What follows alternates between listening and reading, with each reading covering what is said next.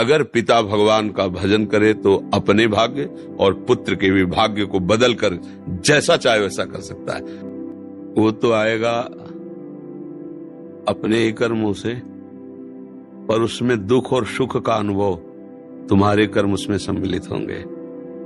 अगर आपने पूर्व में जो जीव पुत्र रूप में आ रहा है उसके साथ अभद्र कर्म किए हैं तो आकर के जीवन भर आपको जलाएगा, आपको दुख देगा।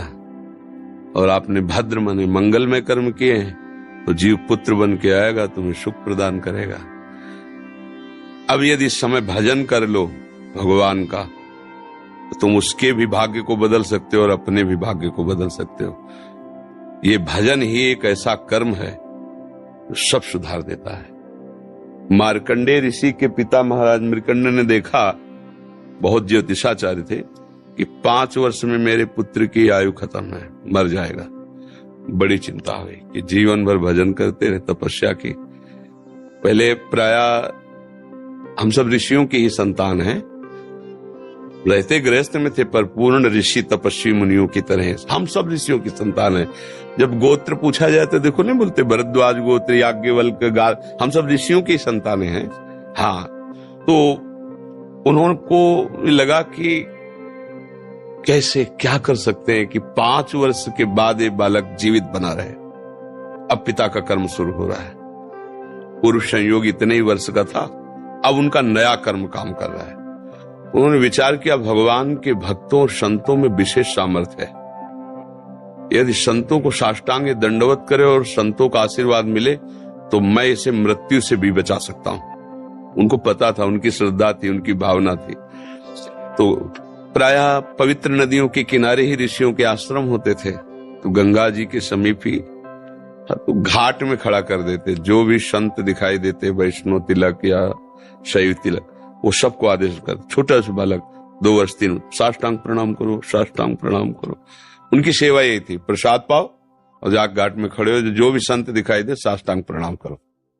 एक दिन प्रच्छन्न वेश से गुप्त रूप से सनक सनंदन सनातन सनत कुमार भी, अब आपको क्या पता कौन महात्मा किस कोटि का किस वेश में तुम्हारे पास बैठा है, या तुम्हारे संग वार्तालाप कर रहा है, या तुम्हें कभी मिल सकता है, हमारी दृष्टि नहीं है ना। और वो दिव्य महापुरुष थे और वो देखा करते थे।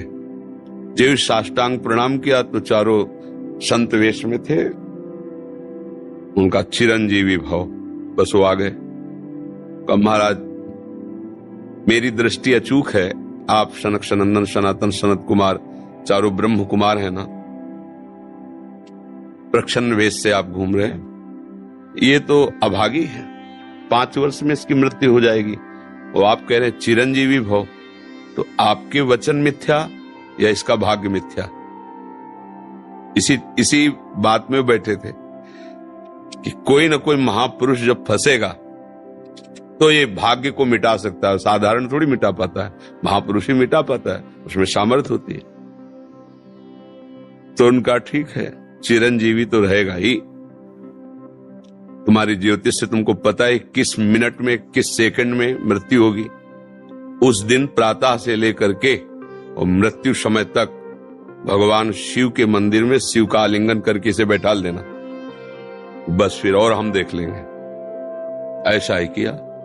चारों ब्रह्म कुमार दरवाजे पे खड़े हो गए। तो ऐसे पुरुषों के पास यमदूत नहीं आते, साक्षात धर्मराज आते हैं। धर्मराज ने देखा सनक सनंदन सनातन सनत कुमार, तो उनका इस जीव का समय हो रहा है, आप आदेश करें तो मैं इसे ले जाऊं। नहीं, मैंने तो चिरंजीवी भव कहा है। बोले ब्रह्मा के आप पुत्र हैं, ब्रह्मा के द्वारा ही विधान किया जाता है। तो इतनी वार्ता हो रही थी कि भगवान शंकर प्रकट हो गए। उनका कि कुछ बदलना नहीं है, 5 वर्ष की आयु ना, हाँ 5 वर्ष रहे, मेरी आयु के 5 वर्ष रहे। भगवान ब्रह्मा जी एक सुई लेकर के ऐसे कमल में छेदे थे, आका 1 वर्ष हो जाता है। वो क्रम जब समय का नहीं, जैसे उत्तरायण दक्षिणायन देवताओं के दिन रात, ब्रह्मा जी का दिव्य 100 वर्ष का जो आयु का विवरण है ना, उसको जब पढ़ो तो होश खराब हो जाएगी। एक दिन में 74 मनु बदल जाते हैं, इंद्र बदल जाते हैं एक दिन में। और भगवान का समय, वो जो ब्रह्मा जी का समय, निमेष, पलक झपकना, इतने ब्रह्मा की पूरी आयु हो गई। 5 वर्ष उनके, आज तक मार्कंडेय जी जीवित है, उनको चिरंजीवी ऋषि कहा गया है मार्कंडेय जी का। अगर पिता भगवान का भजन करे तो अपने भाग्य और पुत्र के भी भाग्य को बदल कर जैसा चाहे वैसा कर सकता है। भावी मेट सके त्रिपुरारी। अगर भजन बल है तो फिर आनंद ही आनंद है, नहीं तो दोनों के कर्म संयोग से ही संयोग बनता है। तो तुम्हारे लो पुत्र रूप में आ रहा है। अभी हमारा आपका पूर्व जन्म का कोई संयोग तो आपको देखते ही चिढ़ पैदा हो जाएगी। आप ऐसे वचन बोलेंगे कि मेरा हृदय जलने लगे, ये आदमी क्यों आया हमारे सामने? वो हमारा कर्म है जो आपको भी जला रहा है, मेरे को भी जला रहा है, दोनों में द्वेष पैदा कर रहा है। और अगर अच्छा देखते ही ऐसा लगा कि मानो हमने बहुत समय से अपने प्रियजन को बाद में देख, ऐसा लगता है ये तो हमारे बहुत प्रिय, और देखकर आनंद है, आप जाओगे खुशी हुई, हमारा खुशी हुई, क्या हुआ? कर्म ही सबको दुख सुख देता है और कुछ नहीं।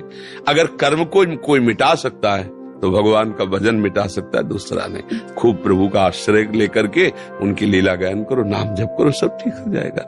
और गर्भस्थ शिशु को भगवत चर्चा सुनानी चाहिए, उससे प्रभाव पड़ता है। जैसे माँ गर्भवती है तो चाहिए कि स्वयं स्वाध्याय करे या फिर परिवार के जन कथा कह रहे हो, चुपचाप शांति से बैठ के सुने और नाम जप करे, तो गर्भस्थ शिशु पर उसका प्रभाव पड़ता है। जैसे प्रहलाद जी जब कयाधु जी के गर्भ में थे तो नारद जी अपने आश्रम में लेकर के उनको भगवत चर्चा भक्ति का उपदेश किया, तो ऐसे महान भागवत 5 वर्ष में विश्व विजेता हिरण्यकश्यप को परास्त कर दिया। 5 वर्ष की आयु प्रहलाद जी की है और विश्व शक्ति संपन्न हिरण्यकश्यप परास्त कर दिया। अभिमन्यु जी गर्भ में ही थे, चक्रव्यूह का वेदन की क्रिया बताई तो 6 द्वार वेदने की क्रिया तक वो जगती रही, 7वें विश्व हो गई। तो फिर वो मतलब गर्भस्थ शिशु पर बाहरी चर्चा का प्रभाव पड़ता है, बाहरी आचरण का प्रभाव पड़ता है। यदि हम नाम कीर्तन, भगवत चर्चा, भगवत कथा वार्ता, तो उसमें भक्ति का अंकुरण हो जाएगा, गर्भस्थ शिशु में उसका प्रभाव पड़ जाएगा।